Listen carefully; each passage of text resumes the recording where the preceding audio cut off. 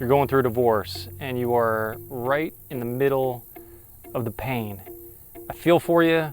I'm speaking to you now because I've been in your shoes and I've come out on the other side of this, and I wanted to share some insight to help you in this struggle you're in right now. I know a lot of you are probably in that place where it just sucks and it's painful and your mind is not your friend. I get it. I know I was in that spot, and one of the things that helped me the most was just the self-acceptance and allowing yourself to be okay with the pain you're feeling. I know as men, and I know for me, it was like, hey, I'm tougher than this. This isn't gonna bother me, or I shouldn't feel so weak or vulnerable, or whatever you're telling yourself right now that is trying to justify not feeling this pain. It's all bullshit. You're human. We're all human. And the truth is, you need to just accept it and have some self-acceptance, because what you need right now is self-love. Right now, love probably feels like the furthest thing from your experience. So where you're gonna get that love right now is from you. And the way you're gonna do that is just by accepting yourself for who you are, where you're at, and what's going on. Don't try to be bigger than it. Don't try to be smarter than it. Whatever you're doing. I know I had a breakthrough in the way I felt. I remember it vividly. I was grinding through it and I said, you know what? I don't feel like getting out of bed today. I don't feel like getting off the couch today. And my whole life, that sounded like failure, that sounded like weakness. And I went, you know what? I'm just gonna allow myself to feel bad. I'm gonna allow myself to stay in bed today. And I did. For me, it only took one day of allowing myself to not judge myself. I was talking to a friend about a concept. It has to do with self-talk. Because right now, for men, typically we turn within. We don't necessarily share a bunch of our feelings. We don't necessarily have support groups or groups of really good friends that are there at all times on an emotional level. That's unfortunate. And if you have those things, that's great. But a lot of us don't. And here's a helpful advice, whether you have that or don't. And that is the talk in your head, the self-talk, needs to be that of your best friend. Like, what would you be telling your best friend right now if they were going through this? Now, I actually wrote a book on helping men cope with divorce because my best friend was going through divorce. And I was sharing these things with him. But what I'm suggesting for you here is that inner voice that tells yourself whatever, whether it's positive or negative, needs to be positive. It needs to be like it's your best friend. It's like your comfort, your support group. So my background is in professional golf and sales, basically all things performance. And I spent a good bit of time dealing with performance psychology.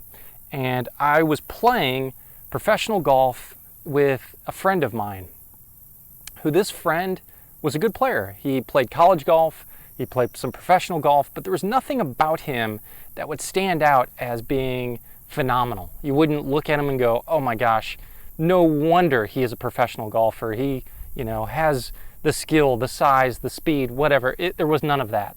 But what was fascinating about him, that I learned a lot from him, was the self-talk he had. Was that, like I'm talking to you now, like a best friend. I watched him, we were playing for a money game, and he had no issues with talking to himself out loud. He even called himself a nickname as a way of pep talk. And his name was David Yarns. Dave, if you're watching this, love you, brother. And I remember him picking the club out of the bag, and he's talking to himself, come on, Yarnsy, we got this. We're gonna knock this up there close. We're gonna get this ball up and down. And he was like flooding his mind and his psyche with positive, reassuring, confirming messages. And I was like, and again, this was all out loud. It wasn't just in his head.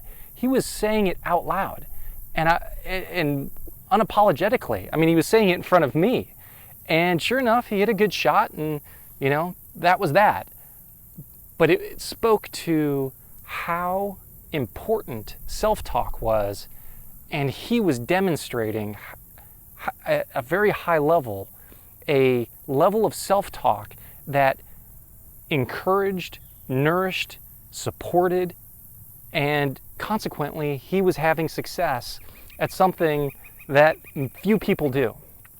And I'm telling you this story so you can have an example and motivation to be your own best friend and encourage yourself and accept yourself. I know for me, one of the struggles I had mentally was thinking about a lot of stuff I couldn't control. You know, obviously, if you're going through divorce, there are families involved, and there's probably people that you love and that loved you on her side that, you know, blood is thicker than water. They are going to side with her, and I would grapple with worrying about what they thought of me and severed relationships. And the truth is, you can't worry about any of that. You have to accept what you can and can't control. And you cannot control the thoughts and minds of others, and you can't control what is happening on your ex's end. Just let it go. You are moving forward from this point on in a new way of life. And there's things you just need to learn to let go. So let go of the things you can't control. What you can control is what you choose to allow yourself to think about and focus on. You can control how you talk to yourself. And this pain you're feeling right now, it's only temporary, but it's extremely important for your evolving. I know for me, the greatest breakthroughs in my life, my biggest moments of personal growth have come from the ugliest, most painful experiences I would not want to repeat. And with that being said, I encourage you, I know you're going to be seeking ways of dealing with this pain and numbing this pain, but I encourage you not to rely on that too heavily. And I say that because you don't want to miss out on the lesson here. You don't want to numb yourself from feeling these feelings, because these feelings, this pain, is actually going to motivate you to change, both consciously and subconsciously. You know, Bruce Lee said, be like water, move like water. Don't try to control things. Don't try to control how you feel. Don't try to control what others think of you. Let go of that need, because I'm sure you feel out of control right now, and your world may be turning upside down, and you have to just go with the flow.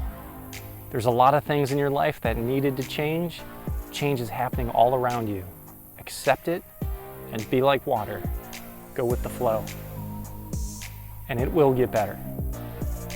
There's no substitute for time. Time will heal. Know that this pain is useful for you to be a better man and to make positive changes in your life. So guys, I know you're in the middle of this painful experience, but just know it's gonna pass. Be easier on yourself. Focus on the things that you can control. If you took anything from this video, I appreciate you liking this video. Go ahead and subscribe, comment below, and we'll catch you next time. Good luck to you out there.